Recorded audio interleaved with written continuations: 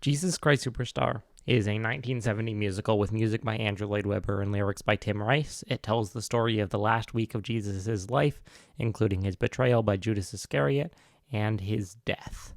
A lot of it is taken directly from the Passion narrative as told in the Gospels, but a lot of it is not. So in this video, I'd like to go through song by song in Jesus Christ Superstar and analyze and talk about which parts come from the Gospels, which parts come from other bits of history, and which parts are totally made up.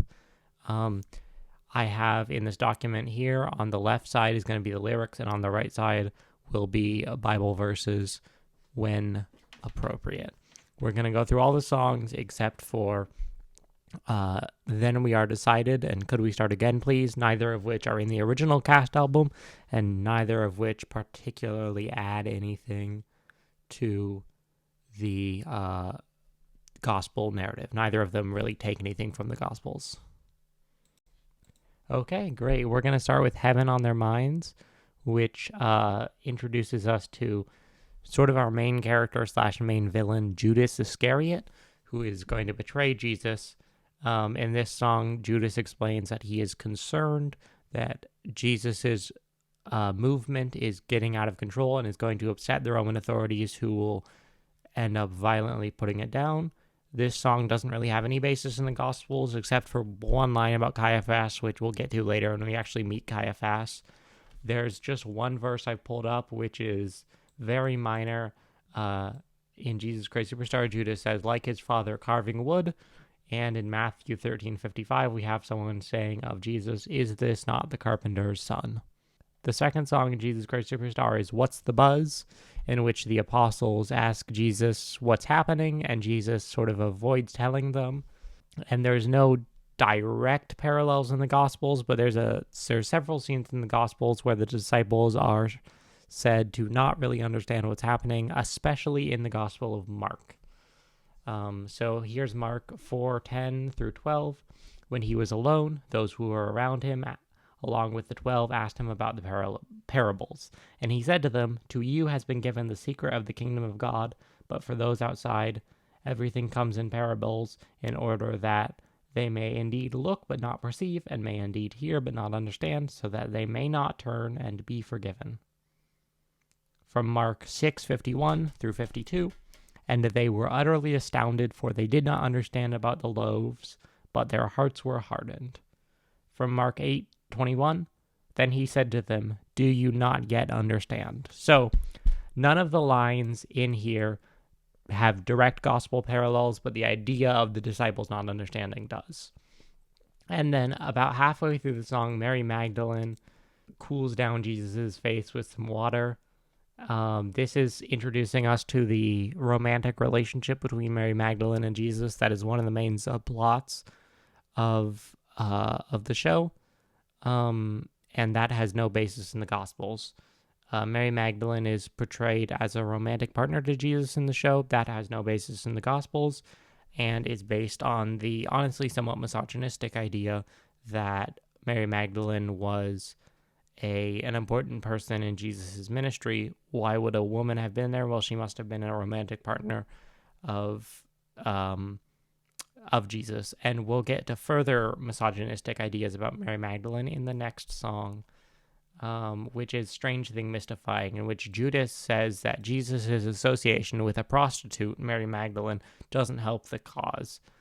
This doesn't have a direct gospel parallel in terms of an accusation from Judas, but it does have a parallel to an accusation levied against Jesus by the Pharisees in Matthew 9:10 through 13. And as he sat at dinner in the house, many tax collectors and sinners came and were sitting with Jesus and his disciples. When the Pharisees saw this, they said to his disciples, why does your teacher eat with tax collectors and sinners? But when he heard this, he said, those who are well have no need of a physician, but those who are sick. Go and learn what this means. I desire mercy, not sacrifice, for I have not come to call the righteous, but sinners. So that's kind of a parallel, but what Judas says in the song that Mary Magdalene is a prostitute, that is not true. That is a common misconception based on the conflation of Mary Magdalene with Mary of Bethany with the sinful woman in Luke, and also the assumption that the sinful woman, that her sin was prostitution, which it doesn't say. So the idea that Mary Magdalene was a prostitute comes from a pope in the 500s. It's not in the Gospels. And then as Jesus is defending Mary Magdalene, he says, if your slate is clean, then you can throw stones. If your slate is not, then leave her alone, which is, of course, a paraphrase of the very famous line from John 8:7, let anyone among you who is without sin be the first to throw a stone at her. And then the next song is Everything's All Right, in which Mary anoints Jesus' head and feet with fine ointment. And this is actually the first scene that has a really clear, direct gospel parallel, which is from John chapter 12, verses 3 through 8. Mary took a pound of costly perfume made of pure nard, anointed Jesus' feet, and wiped them with her hair. The house was filled with the fragrance of the perfume, but Judas Iscariot, one of his disciples, the one who was about to betray him, said, why was this perfume not sold for 300 denarii and the money given to the poor? He said this not because he cared about the poor, but because he was a thief. He kept the common purse and used to steal what was put into it. Jesus said, leave her alone. She bought it so that she might keep it for the day of my burial. You always have the poor with you, but you do not always have me. So we get a lot of direct parallels here. We get the head and feet, which is, the feet. We don't get a mention of anointing Jesus' head in this passage, but the ointment, and then they say 300 silver pieces, and it could have been used for the poor, and then Jesus says, you will not always have the poor, but you'll always have me. So this is the first scene in the musical that directly, pretty much line for line, comes out of the Gospels. But there's something that's really important to clarify, which is that I know in John it says it's Mary, but it's not Mary Magdalene. It is Mary of Bethany, who is a different character, the sister of Lazarus, not Mary Magdalene. And this story also appears in the other Gospels, but it is it's with two unnamed characters. It's an unnamed woman and then one of Jesus' disciples who's not named. And also, I'd like to point out that, of course, Jesus Christ Superstar is missing this very important parenthetical line. He said this not because he cared about the poor, but because he was a thief. He kept the common purse and he used to steal what was put into it. The author of John has added that line to make Judas appear less sympathetic, because without that line, Jesus comes out of this story, in my opinion, looking really bad and really selfish. But that's just me. The next song is This Jesus Must Die, which properly introduces us to our main villains, Caiaphas, the high priest of the Sanhedrin, which were the authorities in Jerusalem, his assistant Annas, and the other priests. In this song, Caiaphas, Annas meet with the priests and the Pharisees in order to discuss what to do with their Jesus problem.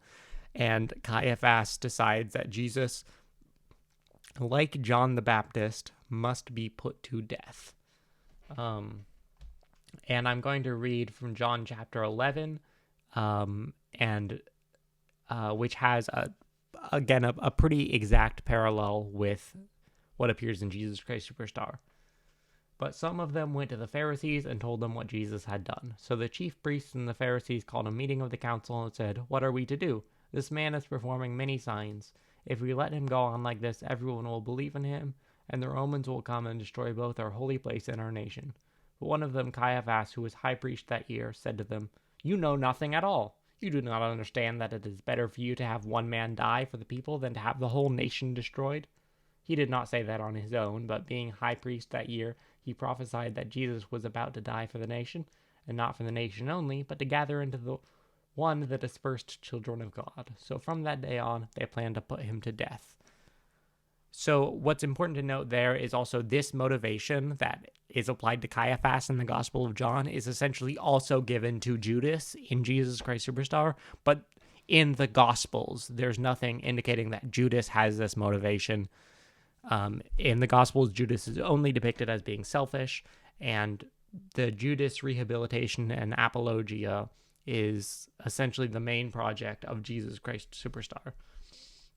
Matthew chapter 26 also gets on at a key point, which is when it says, then the chief priests and the elders of the people gathered in the courtyard of the high priest, who was called Caiaphas, and they conspired to arrest Jesus by stealth and kill him, but they said, not during the festival, or there may be a riot among the people. And that is just one of the concerns expressed in the song, is that they need to be careful how they arrest Jesus, or it might spark a riot. That will also come up later when Judas sells Jesus out, and I'll mention that again. This song also contains the only reference in the musical to an important character in the story of Jesus, and that is John the Baptist. One of the priests ask, where do we start with the man who is bigger than John was when John did his baptism thing? And Caiaphas responds, like John before him, this Jesus must die.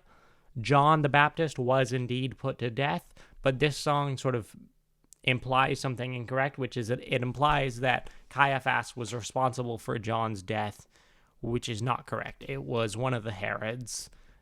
This song doesn't outright say that Caiaphas was responsible, but it implies it. So, the next song is Hosanna, which is a depiction of Jesus' triumphal entry into Jerusalem. He rides into Jerusalem on a donkey, and the people sing hosannas, and they serenade, or they waft him with palm fronds. And reading from, and then Caiaphas accosts them and tells Jesus to be quiet. Jesus says, if they are quiet, the rocks and stones themselves would sing.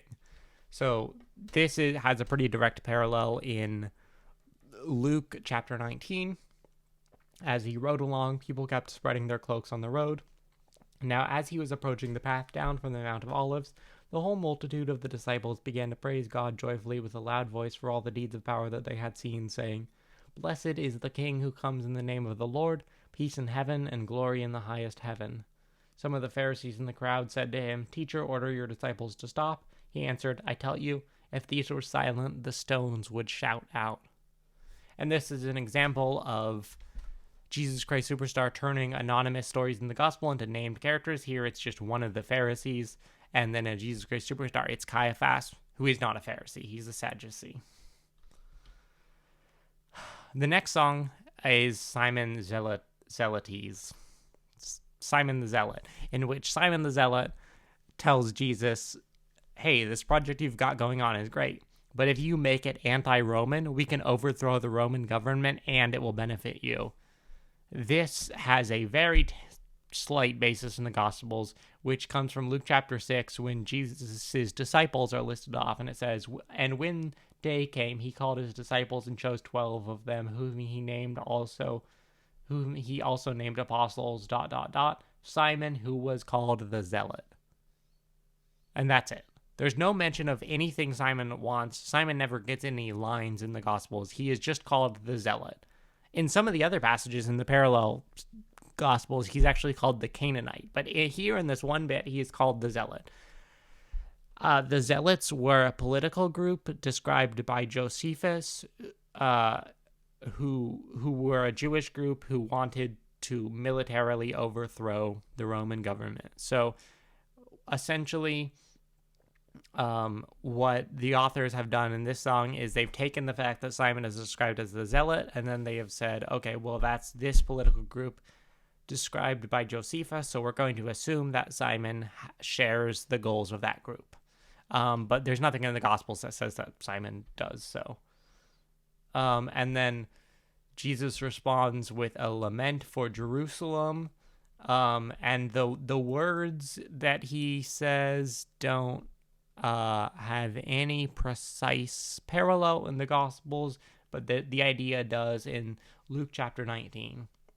As he came near and saw the city, he wept over it, saying, If you, even you, had only recognized on this day the things that make for peace, but now they are hidden from your eyes.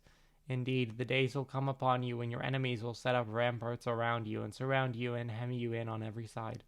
They will crush you to the ground, you and your children within you, and they will not leave within you one stone upon another, because you did not recognize the time of your visitation from God. And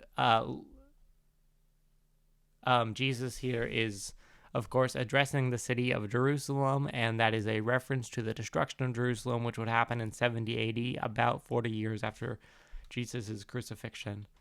There's also another point which I wanted to make here, which is in this previous song, Simon says to Jesus, "You'll get the power and glory forever and ever and ever." That is sort of a riff on either the Lord's Prayer or just kind of a general saying that appears in a lot of Paul's letters that say the glory and power be to God forever and ever. And it is always to God. So the fact that Simon says it to Jesus is very noteworthy, because it goes in with Jesus Christ Superstar's theme of Jesus sort of becoming a celebrity whose worship gets out of control. After Poor Jerusalem, we have Pilate's Dream. This introduces our final villain. That's not true. There's one more villain after this. This show has a lot of villains. This introduces another villain, Pontius Pilate, who is the governor of Judea, which is the state in which Jerusalem is located. So Pilate is a Roman. He's not Jewish. And in this song, he describes a dream where he sees a Galilean man who's put to death and realizes that he is to blame. It's essentially foretelling Jesus' crucifixion. In the Gospels, it is not Pilate who has this dream. It is Pilate's wife, and the dream is narrated only in the Gospel of Matthew, chapter 27. While he was sitting on the judgment seat, his wife sent word to him, "Have nothing to do with that innocent man, for today I have suffered a great deal because of a dream about him." So again, this is going to be, this is introducing a theme that will be very prominent throughout the show, which is to make Pontius Pilate a very sympathetic character, someone who does not want to execute Jesus. That will become a really big theme during the trial before Pilate. The next song is The Temple, which is a dramatization of Jesus' cleansing of the temple, in which there are money lenders in the temple buying and selling, changing currencies. Jesus comes into the temple, throws them out, and says, "My temple should be a house of prayer, but you have made it a den of thieves." This has some pretty direct parallels in the Gospels. Reading from John chapter 2. In the temple, he found people selling cattle, sheep, and doves, and the money changers seated at their tables. Making a whip of cords, he drove all of them out of the temple with the sheep and the cattle. He also poured out the coins of the money changers and overturned their tables. He told those who were selling the doves, "Take these things out of here. Stop making my Father's house a marketplace." His disciples remembered that it was written, "Zeal for your house will consume me." And from Matthew 21, then Jesus entered the temple and drove out all who were selling and buying in the temple. And he overturned the tables of the money changers and the seats of those who sold doves. He said to them, "It is written, my house shall be called a house of prayer, but you are making it a den of robbers." The blind and the lame came to him in the temple, and he cured them. We'll get to that part about the blind and the lame in a second, but I'd also like to point out that the cleansing of the temple in John happens near the start of Jesus' ministry, while in the Synoptic Gospels, Matthew, Mark, and Luke, it happens near the end of Jesus' ministry and is essentially one of the main events that leads to his crucifixion. So the chronology of the cleansing of the temple in Jesus Christ Superstar is much closer to the chronology of the event in the Synoptic Gospels rather than the Gospel of John. So after Jesus cleanses the temple, as it says in Matthew, the blind and the lame came to him in the temple and he cured them.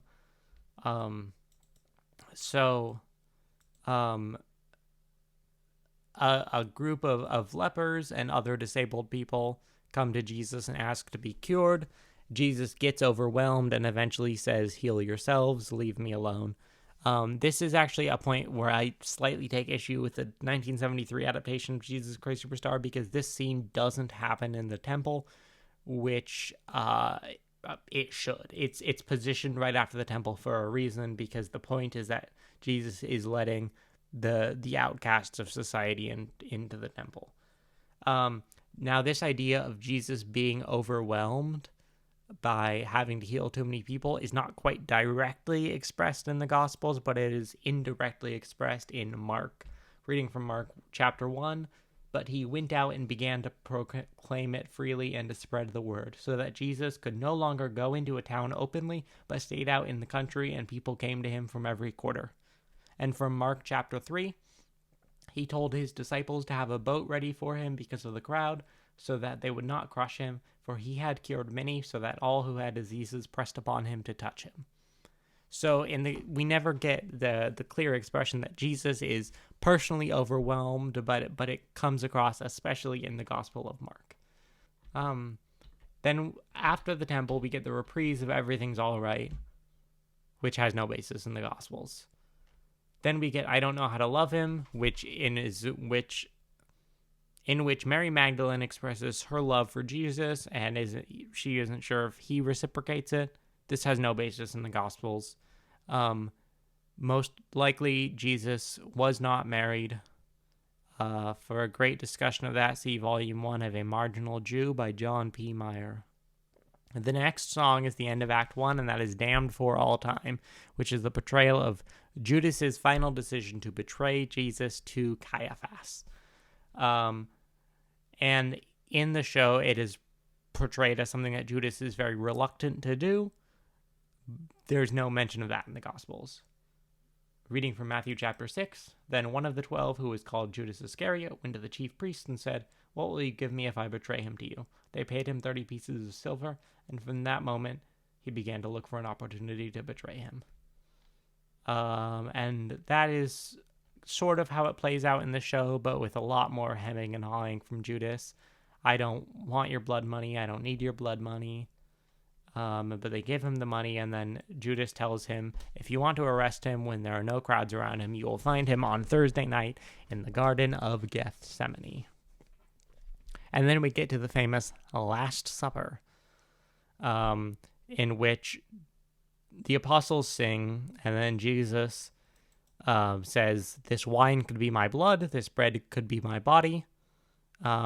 It has a fun little twist on it, because he doesn't say the traditional sayings, this wine is my blood, this bread is my body. He said, for all you care, it could be. So it's him sort of lambasting his disciples for being indifferent to his impending doom.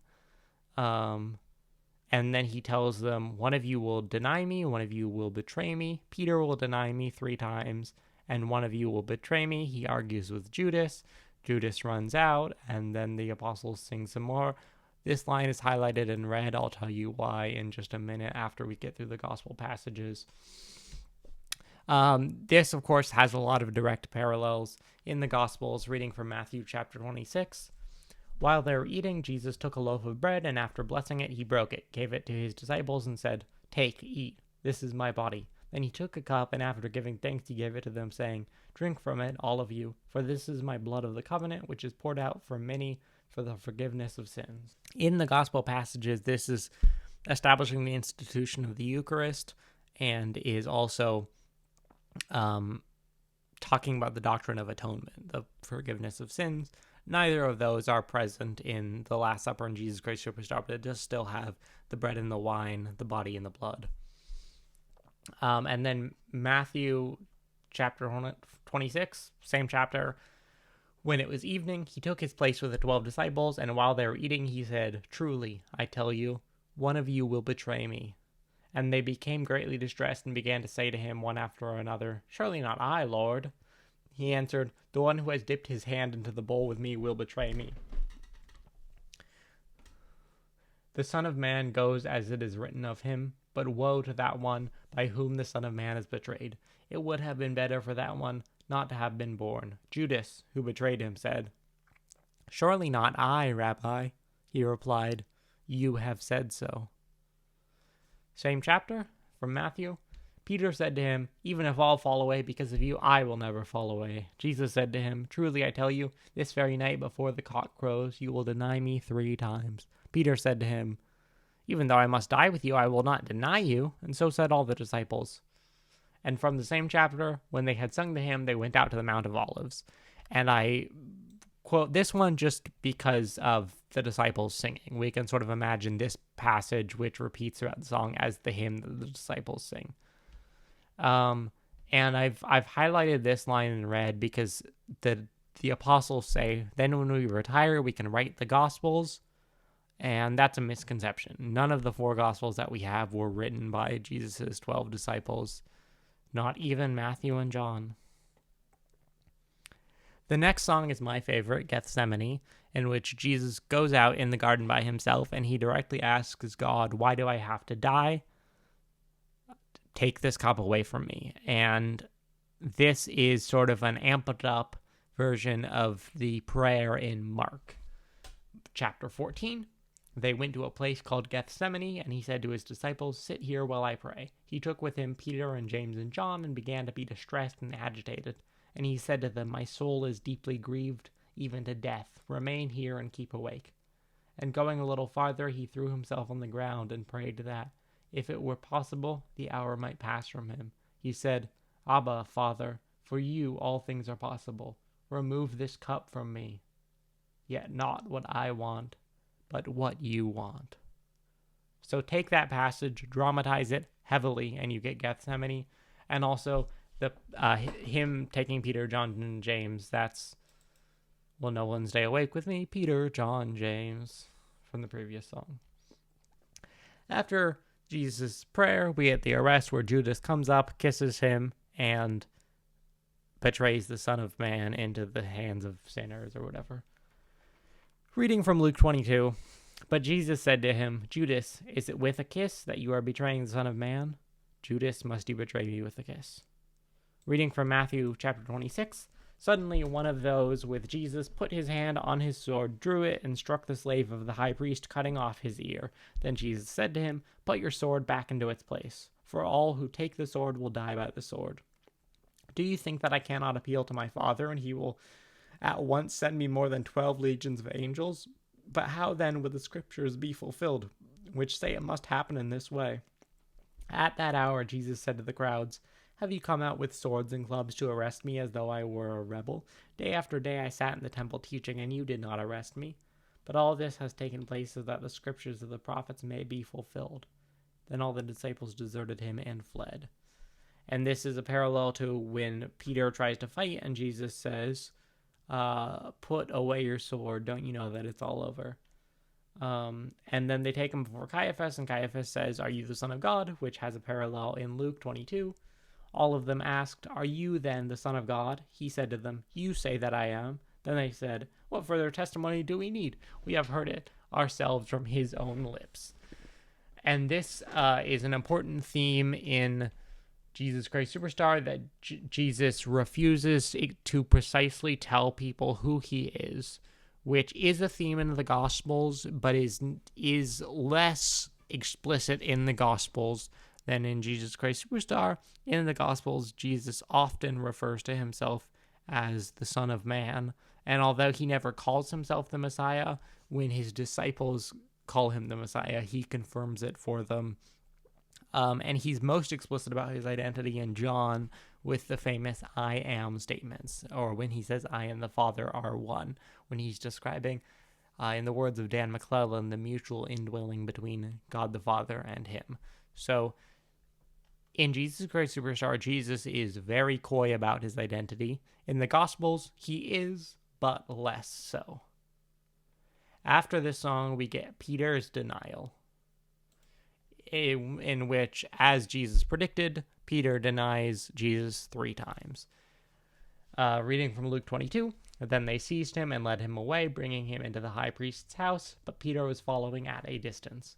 When they had kindled a fire in the middle of the courtyard and sat down together, Peter sat among them. Then a female servant, seeing him in the firelight, stared at him and said, this man also was with him. But he denied it, saying, woman, I do not know him. A little later, someone else, on seeing him, said, you also are one of them. But Peter said, man, I am not. Then about an hour later, still another kept insisting, surely this man also was with him, for he is a Galilean. But Peter said, man, I do not know what you are talking about. At that moment, while he was still speaking, the cock crowed. The Lord turned and looked at Peter. Then Peter remembered the word of the Lord, how he had said to him, before the cock crows today, you will deny me 3 times. And he went out and wept bitterly. Then we get Pilate and Christ, where Jesus appears before Pontius Pilate. Pontius Pilate sees him and he says, I don't want to deal with you. Go see King Herod. This comes from the Gospel of Luke and only the Gospel of Luke. In the other three Gospels, Jesus comes before Pilate and is immediately sentenced to death. In Luke, we have this extra step where Jesus gets sent to Herod first, and then back to Pilate. Reading from Luke chapter 23. Then the assembly rose as a body and brought Jesus before Pilate. They began to accuse him, saying, We found this man inciting our nation, forbidding us to pay taxes to Caesar and saying that he himself is the Messiah, a king. Then Pilate asked him, Are you the king of the Jews? He answered, You say so. Then Pilate said to the chief priests and the crowds, I find no basis for an accusation against this man. But they were insistent and said, He stirs up the people by teaching throughout all Judea from Galilee, where he began even to this place. When Pilate heard this, he asked whether the man was a Galilean. And when he learned that he was under Herod's jurisdiction, he sent him off to Herod, who was himself in Jerusalem at that time. So Jesus gets sent to King Herod, and then we get King Herod's song, which is this fun, whimsical thing in which Herod asks Jesus to perform miracles. This is a song I always loved, and here's the basis that it has in the Gospels, again, only from the Gospel of Luke, chapter 23. When Herod saw Jesus, he was very glad, for he had been wanting to see him for a long time because he had heard about him and was hoping to see him perform some sign. He questioned him at some length, but Jesus gave him no answer. The chief priests and the scribe stood by, vehemently accusing him. Even Herod with his soldiers treated him with contempt and mocked him. Then he put an elegant robe on him and sent him back to Pilate. That same day, Herod and Pilate became friends with each other. Before this, they had been enemies. After King Herod's song, we get Judas's death, which is an adaptation of a story from the Gospel of Matthew, in which Judas feels bad about having betrayed Jesus, gives the money back to the priests, and hangs himself. Reading from Matthew 27, when Judas, his betrayer, saw that Jesus was condemned, he repented and brought back the 30 pieces of silver to the chief priests and the elders. He said, I have sinned by betraying innocent blood. But they said, What is that to us? See to it yourself. Throwing down the pieces of silver in the temple, he departed, and he went and hanged himself. But the chief priests, taking the pieces of silver, said, It is not lawful to put them into the treasury, since they are blood money. After conferring together, they used them to buy the potter's field as a place to bury foreigners. For this reason, the field has been called the Field of Blood to this day. And I'm not going to bother reading the quote from Jeremiah. It's not really relevant. It is worth noting, just as a point, that when Caiaphas says, what you have done will be the saving of Israel, we might assume that that's the political entity of Israel, but there is no political entity or nation known as Israel in this time. So that's not an error, because Israel also refers to the people of Israel. So that's presumably what Caiaphas was referring to. But Jesus was born in the country of Galilee and died in the country of Judea. At this time, there was no country known as Israel. There hadn't been for a few centuries, I believe, since the Babylonian exile, but I could be wrong on that point. So Judas hangs himself. Judas's hanging himself is only recounted in Matthew. There's actually a different story of his death in Acts, which is one of my favorite gospel contradictions, but is beside the scope of this video. The next sequence we get is the trial before Pilate, which is a very long sequence in which Pilate works very hard to get Jesus off the hook, and Jesus just refuses to play along, which is almost a direct adaptation of the Gospel of John, chapter 18. Then they took Jesus from Caiaphas to Pilate's headquarters. It was early in the morning. They themselves did not enter the headquarters so as to avoid ritual defilement and to be able to eat the Passover. So Pilate went out to them and said, What accusation do you bring against this man? They answered, If this man were not a criminal, we would not have handed him over to you. Pilate said to them, Take him yourselves and judge him according to your law. The Jews replied, We are not permitted to put anyone to death. This was to fulfill what Jesus had said when he indicated the kind of death he was to die. Which is, we turn to Rome, descended to Nazareth, we have no law to put a man to death. Then Pilate entered the headquarters again, summoned Jesus, asked him, Are you the king of the Jews? Jesus answered, Do you ask this on your own, or did others tell you about me? Pilate replied, I am not a Jew, am I? Look at me, am I a Jew? Your own nation and the chief priests have handed you over to me. What have you done? Jesus answered, My kingdom does not belong to this world. If my kingdom belonged to this world, my followers would be fighting to keep me from being handed over to the Jews, but as it is, my kingdom is not from here. Pilate asked him, So you are a king? Jesus answered, It's you that say I am? No. That's the line from the show. You say that I am a king. For this I was born, and for this I come into the world to testify to the truth. Everyone who belongs to the truth listens to my voice. A very characteristically Johannine passage. Pilate asked him, What is truth? Is truth unchanging law? We both have truths. Are mine the same as Yah's? After he said this, he went out to the Jews and told them, I find no case against him, but you have a custom that I release someone for you at the Passover. Do you want me to release for you the king of the Jews? They shouted in reply, Not this man, but Barabbas. But now Barabbas was a rebel. Then Pilate took Jesus and had him flogged. And the soldiers wove a crown of thorns and put it on his head, and they dressed him up in a purple robe. They kept coming up to him, saying, Hail, King of the Jews, and striking him on the face.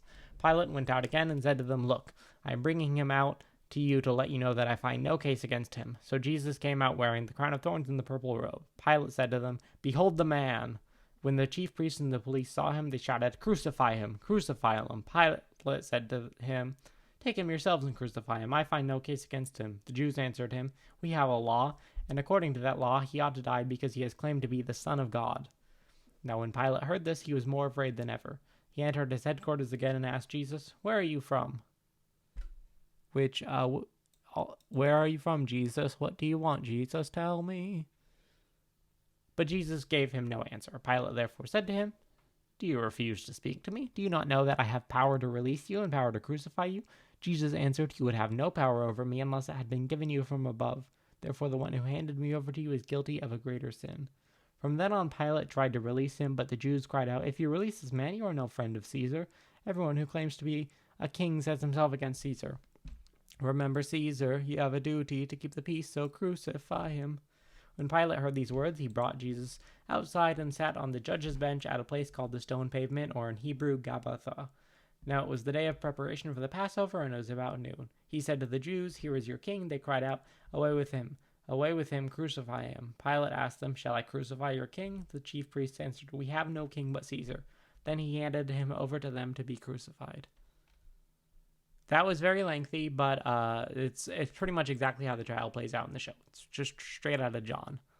Except at the end, Pilate washes his hands, and that comes from Matthew, chapter 27. So when Pilate saw that he could do nothing, but rather a riot was beginning, he took some water and washed his hands before this crowd, saying, I am innocent of this man's blood, see to it yourselves. Then the people as a whole answered, His blood be on us and on our children. Now, if you heard that passage from the Gospel of John and you thought, that sounds a little anti-Semitic, I would agree with you.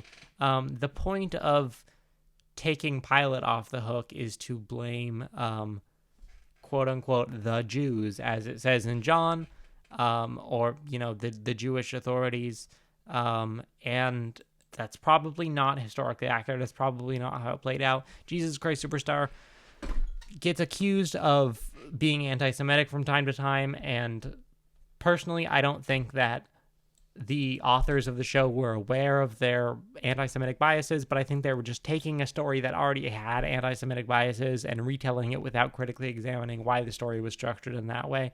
So this is a portion of the show that I'm not especially fond of, because it does heavy apologia for Pontius Pilate, and I do not think he needs it. For a great sort of response to this, you can see the treatment of Caiaphas and Pontius Pilate in the play, The Last Days of Judas Iscariot. It's a terrific play. The next song is Superstar, in which Judas, after his death, asks Jesus, Who are you? Did you plan this? And this is the song where we sort of zoom out and look at Jesus from the modern day and say, your plan seems kind of weird. Did you intentionally get yourself killed? Did you think you were the Son of God? Did you think that you were the Messiah? Does this song have any basis in the Gospels? No. And then we get the crucifixion, in which Jesus says all his last words. God, forgive them. They don't know what they're doing. Who is my mother? Where is my mother? My God, why have you forgotten me? I am thirsty. It is finished. Father, into your hands I commend my spirit. And those come from Luke 23. Then Jesus said, Father, forgive them, for they do not know what they are doing. Matthew 27. And about 3 o'clock, Jesus cried out with a loud voice, Eli, Eli, lema sabachthani. That is, my God, why have you forsaken me? John 19. When Jesus saw his mother and the disciple whom he loved standing beside her, he said to his mother, Woman, here is your son. Then he said to the disciple, Here is your mother. After this, he said, I am thirsty. Then Jesus, crying out with a loud voice, said, Father, into your hands I commend my spirit. Having said this, he breathed his last. And I forgot to put on here, it is finished, which I believe comes from John. Let me double check that. Yeah. From John 19:30, when Jesus had received the wine, he said, it is finished. Forgot to put that on there, but that's another one. So the crucifixion combines all of the last words of Jesus from the various Gospels. The only one that's not on the list is Mark, because Mark has the same last words as Matthew. Also, I apologize for my poor Aramaic pronunciation. The final song of Jesus Christ Superstar is an instrumental piece, which is fittingly called John 19:41. So, to end this video, I'm just going to read to you John 19:41 without commentary.